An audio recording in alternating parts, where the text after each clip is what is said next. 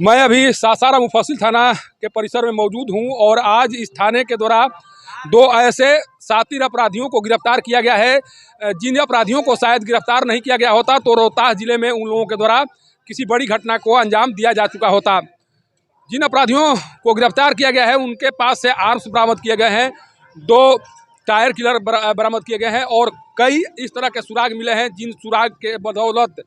Police अब उन अपराधियों तक भी पहुंचने की कोशिश करना शुरू कर दिया है जिनके बदौलत एक बहुत बड़ा गिरोह का भंडाफोड़ हो सकता है। देखिए यही वो मुफस्सिल थाना है जिनके द्वारा आज एक बहुत बड़ी उपलब्धि हासिल की गई है और ये उपलब्धि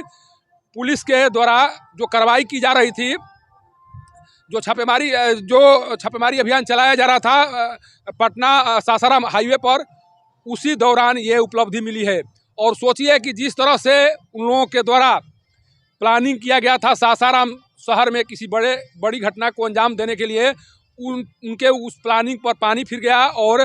जो खुलासे अभी किए गए हैं जो सदर डीएसपी हैं संतोष कुमार राय जी के द्वारा, उनके अनुसार इन लोगों की प्लानिंग थी कि सासाराम शहर में प्रवेश करके सबसे पहले इन लोगों का निशाना उन ट्रक चालकों के ऊपर था जो सासाराम शहर में प्रवेश कर रहे थे या सासाराम शहर से बाहर निकल रहे थे और उन्हें लूटने की योजना इन लोगों के द्वारा बनाई गई थी। लेकिन पुलिस को पहले से कुछ इस तरह की सूचना मिली, जिस सूचना के बाद पुलिस उस सूचना का सत्यापन करती है और फिर उस जगह पर पहुंची है जहां पर इन लोगों के द्वारा घटना को अंजाम देने की प्लानिंग तैयार की गई थी। सोचिए कि जब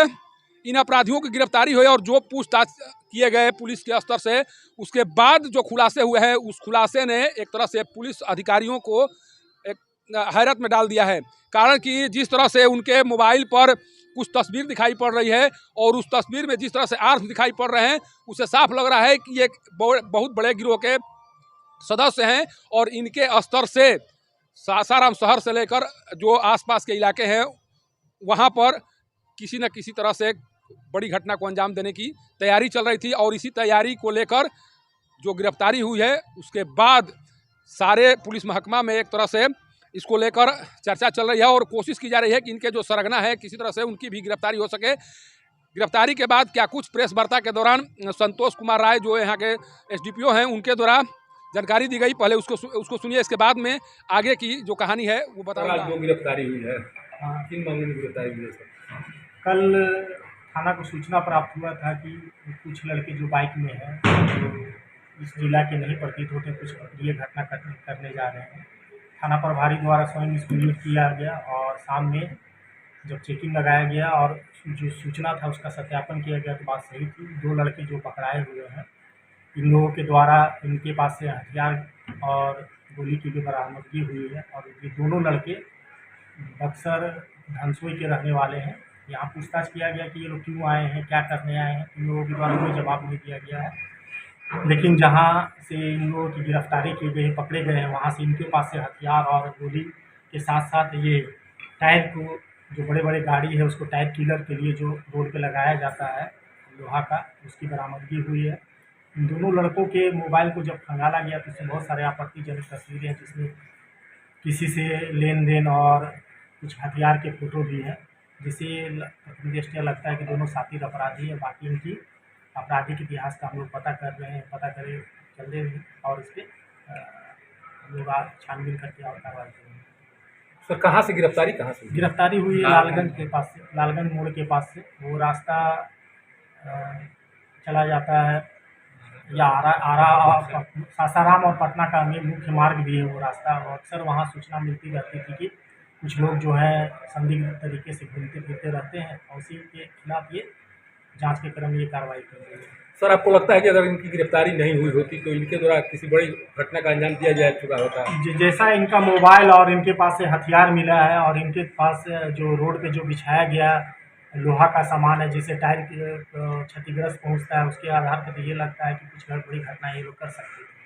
क्या नाम है सर इन लोगों का? एक का ऋषि मुनि कुमार है, एक का रविशंकर है और दोनों धनसोई बक्सर। सुना गया कि किस तरह से जो सदर एसडीपीओ हैं उनके द्वारा ये बताया गया कि ये बक्सर जिला के धनसोई के रहने वाले दोनों अपराधी हैं और दोनों के द्वारा लालगंज के पास टायर किलर को लगाकर किसी ट्रक को या सासाराम से पटना जाने की ओर जो यहाँ से ट्रक प्रस्थान करते हैं या सासाराम शहर में आने के लिए जो ट्रक कोशिश करते हैं, उनको लूटने की योजना इन लोगों के द्वारा बनाई गई थी। लेकिन जो सूचना इन लोगों के द्वारा प्राप्त हुई, इन लोगों को प्राप्त हुई, उसके बाद सूचना का सत्यापन कराया गया और पुलिस वहां जब पहुंचती है उसके बाद इन लोगों की गिरफ्तारी होती है। और गिरफ्तारी के बाद जिस तरह से खुलासे हुए हैं, उस खुलासे ने यह साफ कर दिया है कि जो अंतर जिला गिरोह के सदस्य हैं, उनके द्वारा सासाराम शहर में